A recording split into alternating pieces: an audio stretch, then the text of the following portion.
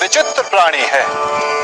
अपनों से नीचे के स्तर के लोगों को वो हे दृष्टि से देखता है, उनका उपहास उड़ाता है, उनसे बार बार कहता है कि तुम्हारा कुछ नहीं हो सकता, तुम भविष्य में कुछ नहीं कर पाओगे।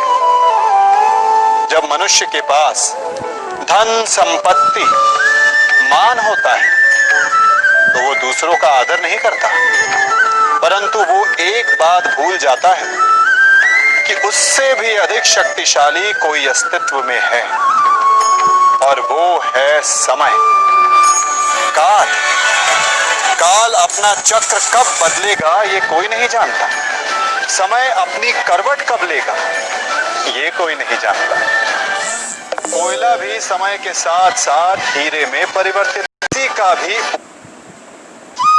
आने वाले संघर्षों के लिए जब मनुष्य स्वयं को योग्य नहीं मानता, जब उसे अपने ही बल पर विश्वास नहीं रहता, तब गुणों को त्याग कर दुर्गुणों को अपनाता है। वस्तुतः मनुष्य के जीवन में दुर्जनता जन्म ही तब लेती है जब उसके अंतर में आत्मविश्वास नहीं होता। आत्मविश्वास ही अच्छाई को धारण करता है।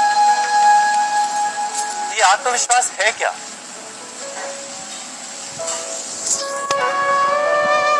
जब मनुष्य ये मानता है कि जीवन का संघर्ष उसे दुर्बल बनाता है, तो उसे अपने ऊपर विश्वास नहीं रहता।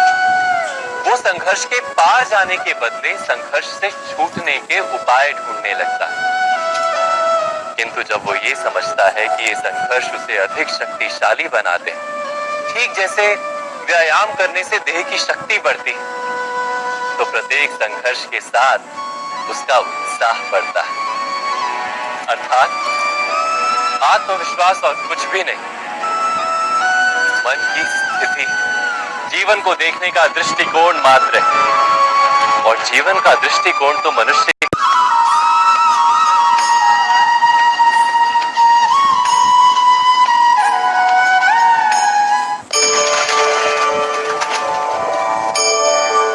इन पक्षियों को देख रहे हैं आप, इनका उड़ना वायु में इतना संतुलन मुक्त कर देता है ना? इन्हें उड़ते देख आपके मन में भी इच्छा होती होगी कि इन्हीं की भांति आप भी स्वतंत्रता से उड़ पाए। ईर्ष्या होती है ना जब आप इन्हें खुले आकाश में ऐसे विचरण करते देखते हैं। पर कभी सोचा है इस उड़ान को, इस स्वतंत्रता को पाने के लिए कितना परिश्रम, कितना अभ्यास किया होगा इन्होंने? आकाश में उड़ने से पूर्व धरती पर कितना गहन परिश्रम किया होगा इन्होंने। इनके माता पिता ने पहली बार जब इन्हें पंख फड़फड़ाने को उकसाया होगा तो कितनी बार घिरे होंगे। पहली बार वायु में उड़ते समय कितना भय लगा होगा इन्हें। अपनी पहली उड़ान के पश्चात धरती पर उतरते समय गिरकर कितनी चोट खाई होगी।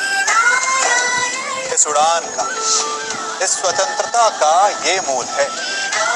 यदि आप ये दे सकते हैं तो अवश्य आप अपने चारों ओर जब भी आप किसी सफल मनुष्य को देखें तो उससे ईर्ष्या ना करें, उसके परिश्रम और पीड़ा को समझने का प्रयास करें जो उसने यहाँ तक पहुँचने में पाई है।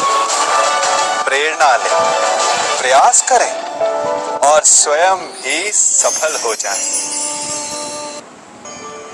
इस बांसुरी को देख रहे हैं आप? इसकी मधुर धुन सुनकर हर कोई मुक्त हो जाता है, परंतु इसकी उस पीड़ा को कोई नहीं समझ सकता जो इसने बांस से बांसुरी बनने में पाई।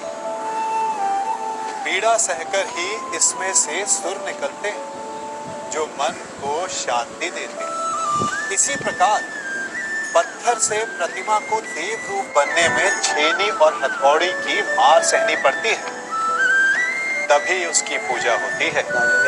बात यह है कि निर्माण के लिए स्वयं के टूटने का विज्ञान बहुत ही आवश्यक है। जब टूटकर चूर हो जाओगे तभी नया अस्तित्व पाओगे।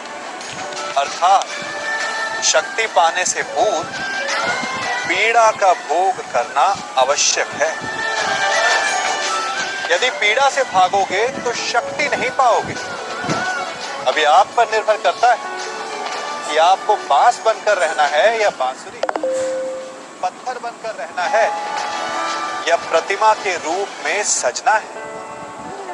ये निर्णय आपका है।